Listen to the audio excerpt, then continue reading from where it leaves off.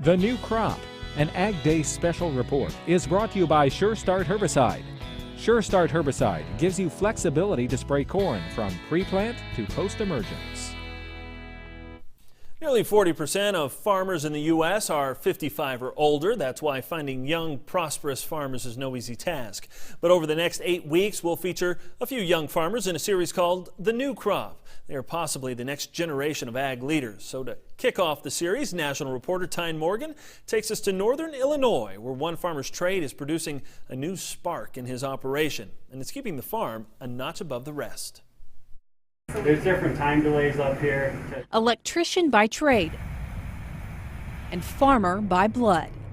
At age 31, Tim Rosenwinkel has been farming full-time for 8 years.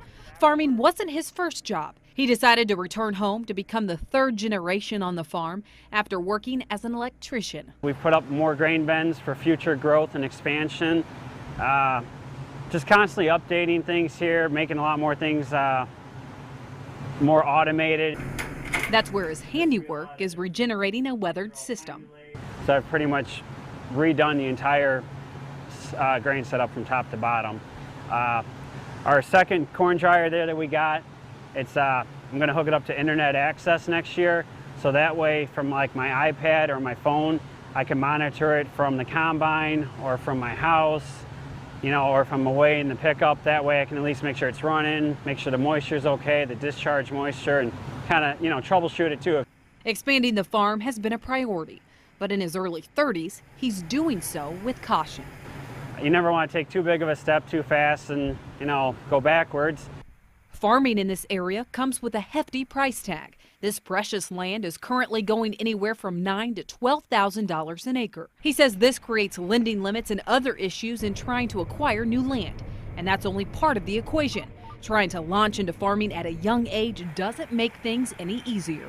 The capital investment is the hardest part. I mean, the machinery, the cost of the iron, and then of course your inputs you got to buy every year, your operating notes, you know. It's a lot of money to get into, and without help and without being able to grow little by little, you know, it's just too challenging. And luckily I have an opportunity to carry on from after my dad. The face of farming has changed since his dad began. A major task for today's farmer is coming up with a plan of attack and conquering such volatile commodity markets.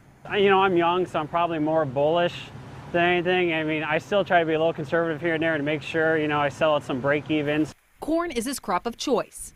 It just comes down to the profit margins. Corn, even corn on corn with the yield drag, still better than having beans. Rosenwinkel says to stay competitive, producing more yield has to be the constant variable on the farm.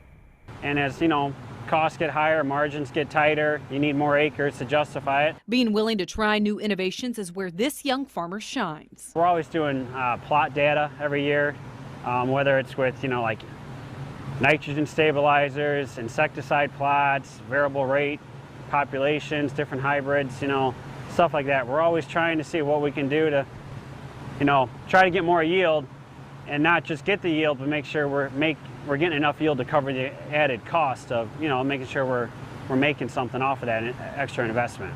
That investment is paying off. Even in years where Mother Nature doesn't provide a key ingredient in farming, yields were close to average. Despite those challenges in 2012, each pass through the golden cornfield reminds him why he's so fortunate to be doing what he loves. Reporting from Plano, Illinois, I'm Tyne Morgan for AgDay. Thanks, Tyne. Next week, she takes us to Iowa, where a growing family is fueling one farmer's decision to leave a lasting legacy in eastern Iowa. Just ahead, Bill Biederman from Allendale lays out 3 things that could lead to dramatic changes in agriculture. You won't want to miss it. And in Food in Your Family, a warning about those reusable shopping bags. You might not believe the risk they could carry.